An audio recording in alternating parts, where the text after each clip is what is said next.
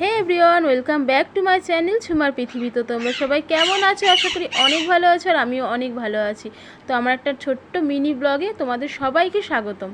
তো দেখতে পাচ্ছ আমি সকালবেলা ঘুম থেকে উঠে পড়েছি, উঠে মাঠে যাচ্ছি। কিসের জন্য জানো? মাঠে যাচ্ছি, আজকে আমাদের এখানে মাঠের রান্না ছিল।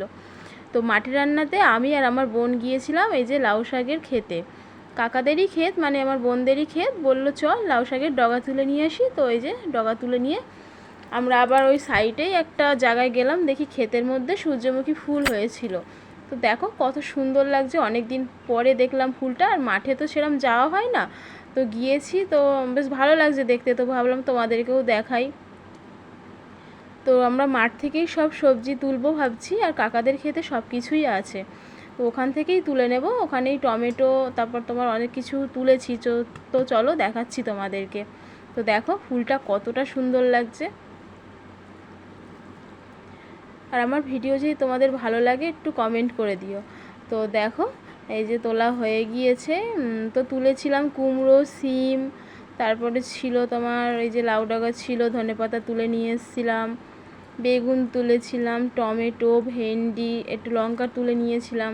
কিছুই কিনতে লাগেনি, তো মাঠেই সব কিছু পেয়ে গিয়েছিলাম, আর কাকিদের ক্ষেতেই সব কিছু ছিল। বোন আর আমি গিয়ে সব কিছু তুলে নিয়ে এসেছি।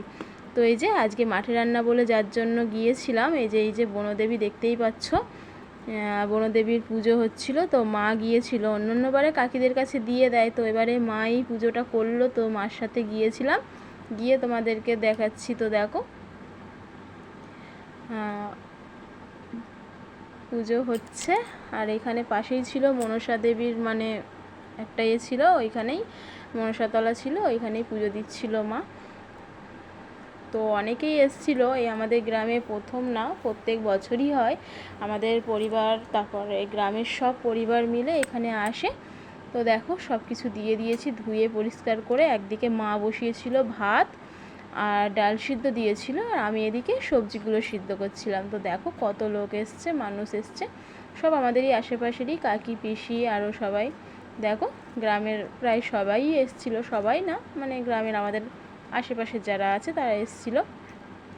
তো দেখো এখানে সব কিছু মাখা হয়ে গিয়েছে। এখানে টমেটোর আলু মাখা তোমার ছিল, ওখানে কুমড়ো, ভেন্ডি, বেগুন, তারপরে সিম ছিল, লাউ শাকের ডগা ভাতে ছিল।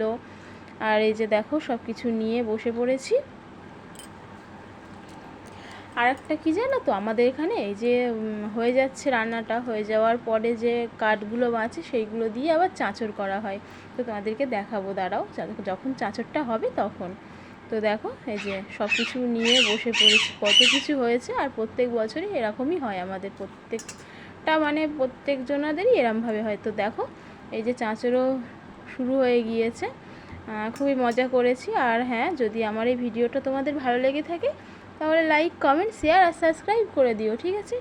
রাধে রাধে, সবাই ভালো থাকবে।